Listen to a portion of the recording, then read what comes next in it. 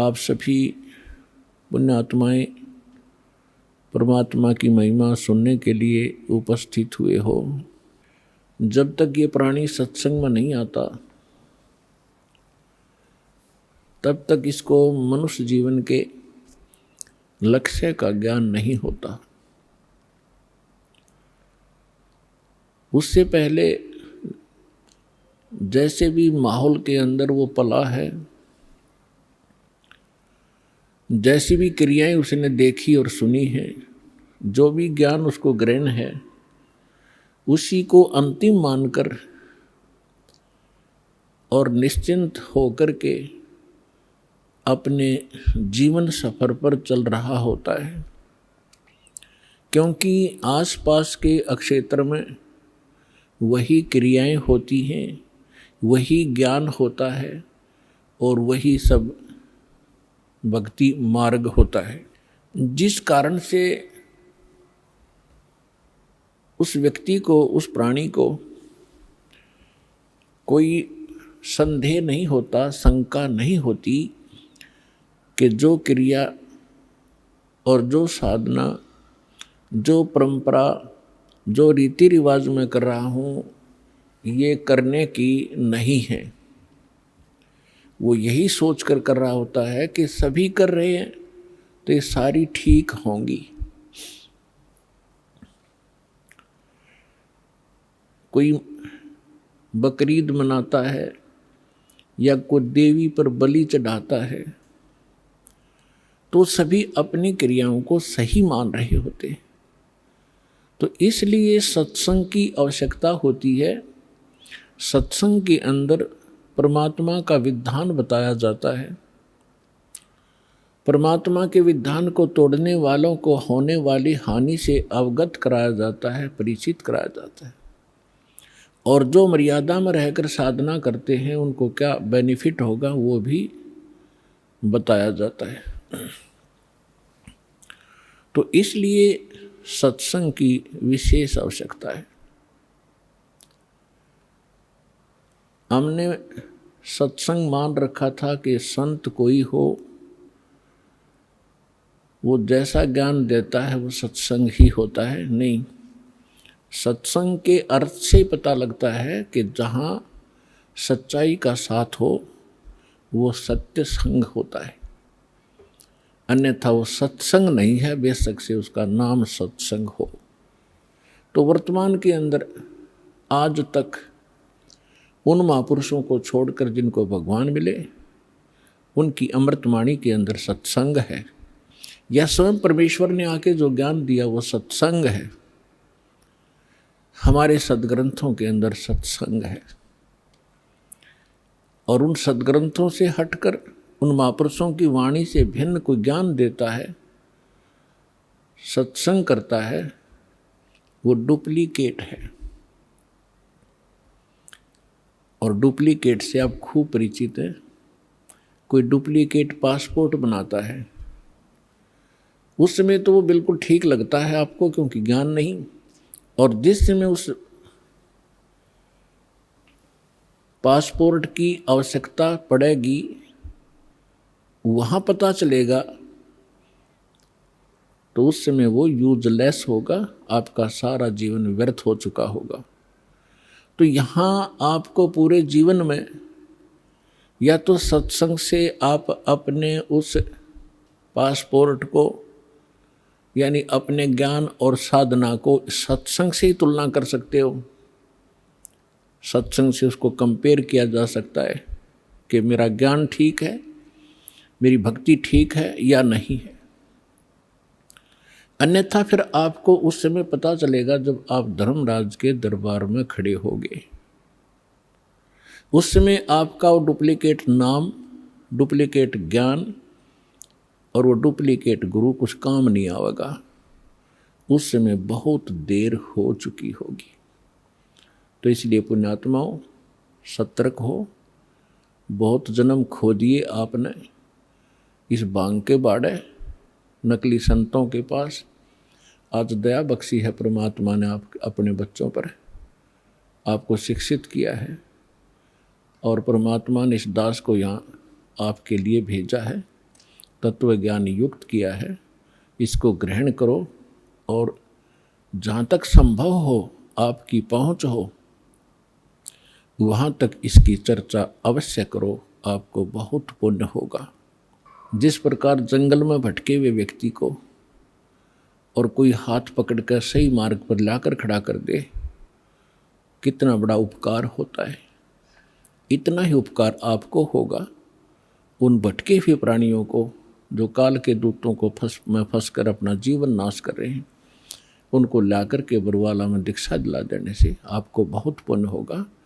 जैसे परमात्मा ने यहाँ तक कहा है कि 1000 गऊ हत्ते में कोई काट रहा हो कसाई, और उनसे छुटवा कर उनको बाहर अच्छे चरागाह में छोड़ दिया जाए, तो इतना पुण्य उस प्राणी को होगा जो एक जीव को काल के खेमे से निकाल के और सतलोक आश्रम बरवाला में जोड़ देगा। ये सत्कर मान लेना, क्योंकि गलत साधना करके या भक्ति ना करके उस जीव को कितना कष्ट होना था भविष्य में। करोड़ों जीवन वो कुत्ते के भोगता, करोड़ों जीवन वो गधे के भोगता, लाखों जीवन वो कुत्ते कहीं पर और अन्य प्राणियों के भटकता, और फिर यहाँ आने के बाद उसका वो सारा झंझट समाप्त हो जाता। क्योंकि सतलोक आश्रम बरवाला में सत्संग है और सतगुरु है, इन दोनों की आवश्यकता जीव को होती है। आपका सौभाग्य है कि आपको अब वो मनुष्य जीवन भी है, सत्संग और सतगुरु दोनों उपलब्ध है। अब विलंब ना करना, सबको समझाओ, आपका परम कर्तव्य बनता है। हम भी ऐसे भटक रहे थे, धक्के खा रहे थे, अब पता चल रहा है पिछले जीवन में हमने क्या खट्या, कैसा जीवन नाश कर रहे थे, और खुश हो रहे थे क्योंकि कोई ये कहने वाला नहीं था कि तेरी दिशा गलत है, तेरा मार्ग गलत है, आप गलत जा रहे हो, कोई टोकने वाला नहीं था। तो तभी तो हमें सतर्क होना पड़ता है। कोई ये कहे तो इधर गलत जा रहे हो, तो विचार करना पड़ता बुद्धिमान व्यक्ति को, इसने कैसे कहा ये, तो विचार करेगा तो फिर वो उसको मार्ग को त्यागे भीगा। तो सत्संग में आने से क्या लाभ होता है? सतगुरु के उपदेश का लाया एक विचार, जय सतगुरु मिलते नहीं जाते नरक द्वार। नरक द्वार में दूत सब करते खेचा तान, उनसे कभू ना छूटता फिर फिरता चारों खानी। चार खानी में भरमता कबहू ना लगता पार, सो फेरा सब मिट गया मेरे सतगुरु के उपकार। 7 समुद्र की मसी करूं, लेखनी करूं बन राय, धरती का कागज करूं गुरु गुण लिख्यो न जाए। परमेश्वर ने अपनी महिमा बताने के लिए, आपको सही दिशा देने के लिए अधिक उदाहरण अपने ऊपर ही दिए हैं। क्योंकि परमात्मा कहीं खड़े हो जाते थे चौराहे पर और एक इकतारा लेकर के आवाज़ लगाते थे ताकि लोग इकट्ठे हों। जैसे कोई रीछ नचाने वाला खड़ा होकर डुगडुगी बजाने लग जाता है, लोग अट्रैक्ट होते हैं, क्या हो रहा है देखें जाकर। तो आपके लिए परमात्मा ऐसे खड़े कर रहा है, ऐसे दहाड़े भुगत रहा है, किसी प्रकार तुम्हें बुद्धि आवे। आप कहाँ पड़े हो, कभी विचार नहीं लगाया आपने। इस झूठे सुख को सुख है ये मान रहा मनमोद, यू सकल चबीना काल का कुछ मुख में कुछ गोद।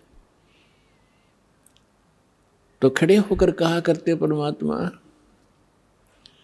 सतगुरु के उपदेश का लाया एक विचार, जय सतगुरु मिलते नहीं जाते नरक द्वार। तो परमात्मा ने पद्य भाग का सहारा इसलिए लिया क्योंकि हमारे अंदर एक विकार है कान का, जो हम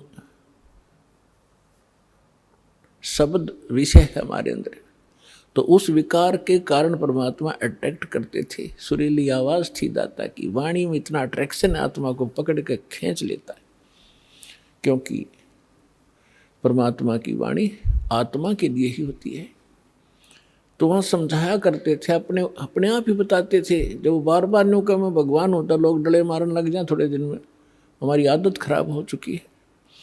तो उन्होंने कहा कि भाई सतगुरु से उपदेश लेने के बाद अब हिसाब लगाया, उसका विचार किया कि सतगुरु के उपदेश का लाया एक विचार, जय सतगुरु मिलते नहीं। ये नकली गुरु भी हो और साधना भी गलत कर रहे हो, शास्त्र भी गीता का मनमाना आचरण कर रहे हो, उनका भी कोई लाभ नहीं। सतगुरु के उपदेश का लाया एक विचार और जय सतगुरु मिलते नहीं, जाते नरक द्वार। नरक द्वार में दूत सब करते खेचा तान, उनसे कभू ना छूटते, फिर फिरते चारों खान। जैसे ग्रुप के ग्रुप करोड़ों की संख्या में नकली संतों के पास हैं, ये सारे के सारे मृत्यु के उपरांत नरक में ठोके जाएंगे।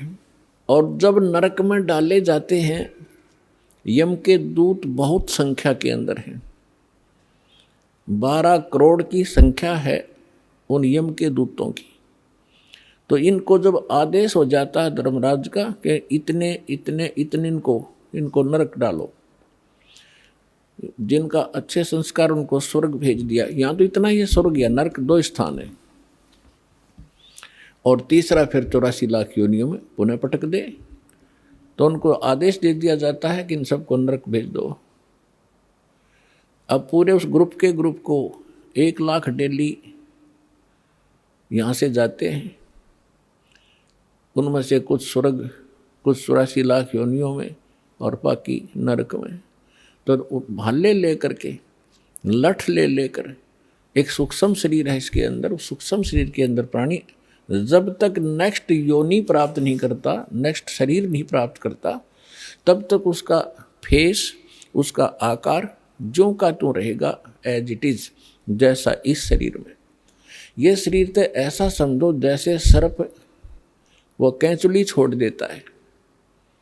सर्प ने कैंचुली छोड़ दी तो वह सर्प जैसी दिखा करे, लेकिन ओरिजिनल सर्प अन्य है। इसी प्रकार इसके अंदर एक शरीर और है, या ऊपर की कैंचुली है, ये कवर है आपका। तो वो जो शरीर है उसमें जीव मरता नहीं, उसमें दर्द पीड़ा घनी होती है। तो उसमें ऐसा लठ मारते हैं, वो भाले ठोकते हैं, जब उनकी मर्यादा तोड़कर इधर उधर चलते हैं। सामने हाहाकार मच रही होती है, जहाँ उनको ठोका जाता है नरक के अंदर तड़फ रहे हैं, हाहाकार मच रही है, किसी को ऐसे गंदा स्थान है वहाँ पर, तो उसमें उनको भेजा जाता है कि चलो अब वहाँ कैसे जाएं। वो सब उल्टे उल्टे हटते हैं और पीछे तो वो लठ मारे, उसके बाले ठोके, जबरदस्ती डाल देते हैं। तो परमात्मा कहते हैं नरक द्वार में दूत सब वहाँ करते खेचा ताड़, हम वापस भागेंगे, वो ठाठा पटकेंगे और उनसे कभू ना छूटता। उसके बाद फिर फिरता चारों खानी, 4 खानी में, ये 84 लाख योनियों के शरीरों में, 4 खानी में भरमता में कभू ना लगता पार। और सो फेरा सब मिट गया मेरे सतगुरु के उपकार। क्यों सारा झंझट बाईपास कर दिया उस सतगुरु ने। इतने दुख आपकी बला टलेगी इस सच्चे नाम को लेने से, कबीर परमात्मा की शरण में आने से, सतलोक वाश्रम बरवाला में आकर दीक्षा ग्रहण करने से।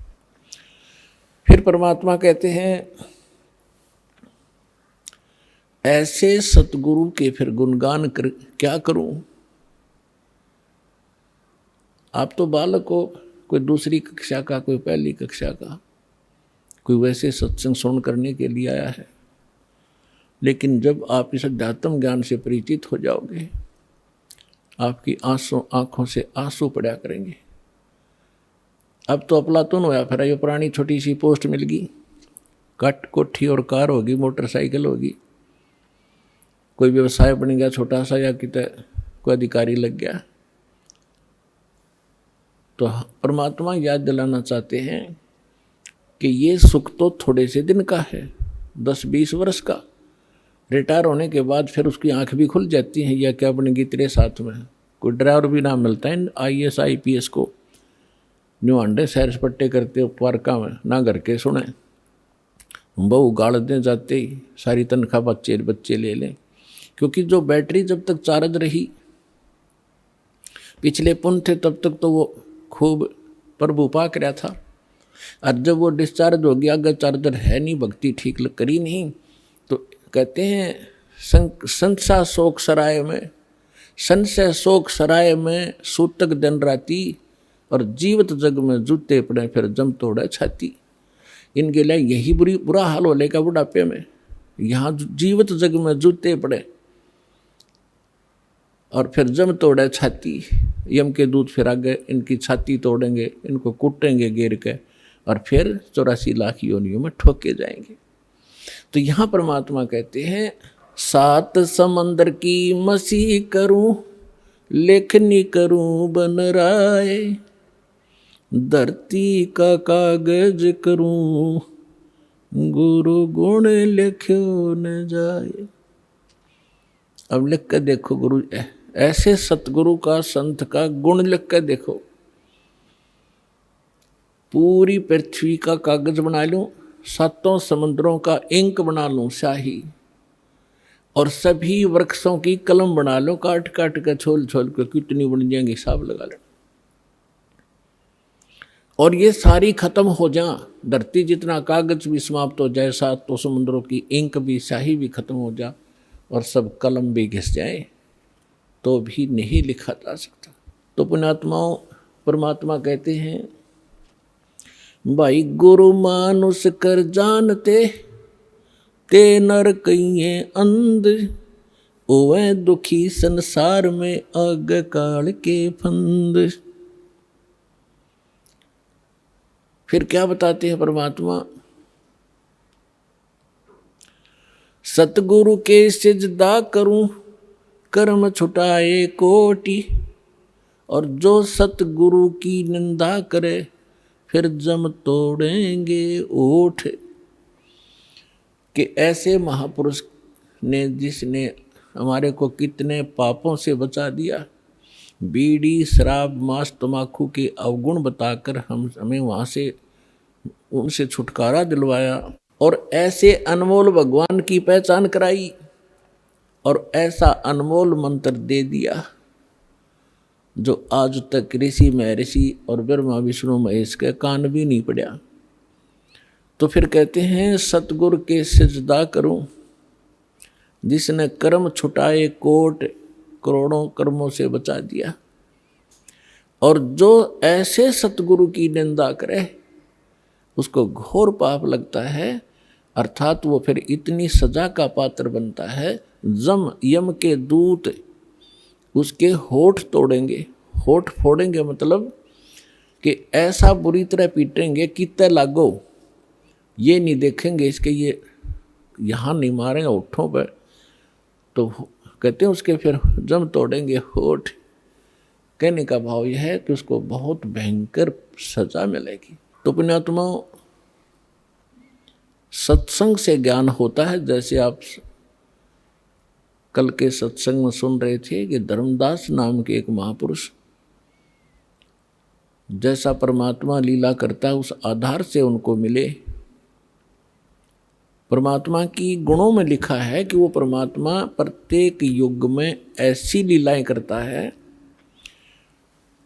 सतलोक में रहता है, सचखंड में अविनाशी स्थान, शाश्वत स्थान पर रहता है, वहाँ उनका ठिकाना है। परमात्मा मनुष्य दृश्य है। आज तक ये हमारे ऋषि महर्षि हमें ये निर्णय करके नहीं दे सके कौन तो भगवान है और कैसा उसका आकार है और कहाँ रहता है, उसके पाने का मंत्र कौन सा है और जो ज्ञान आप दे रहे उसका प्रमाण कहाँ है? लोकवेद सुनाया करते, अपनी अपनी दंत कथा सुनाया करते।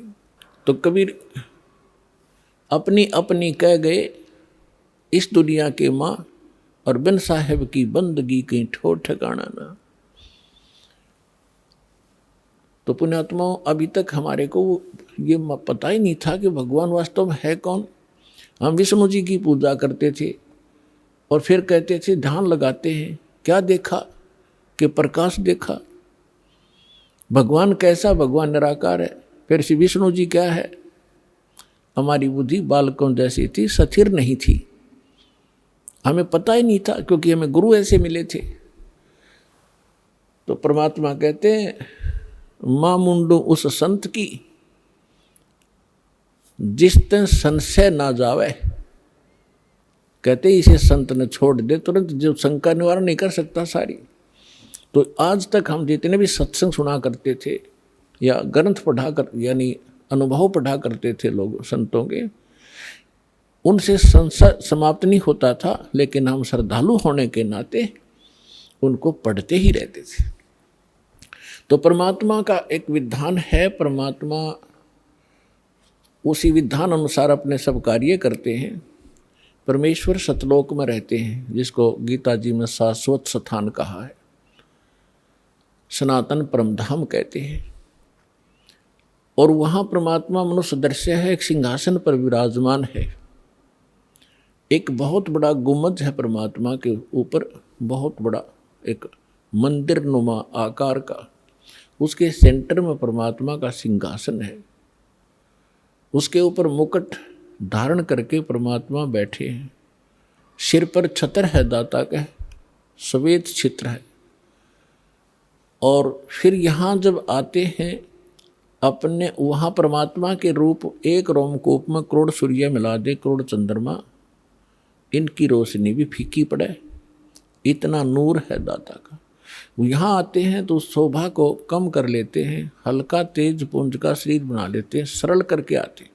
यदि वो इसी रूप में यहाँ आ जाए तो हमारी चरम दृष्टि देख नहीं सकती, जैसे उल्लू सूर्य को नहीं देख सकता। इसलिए परमात्मा एक अपने तेज पुंज का हल्का शरीर बनाकर आते हैं।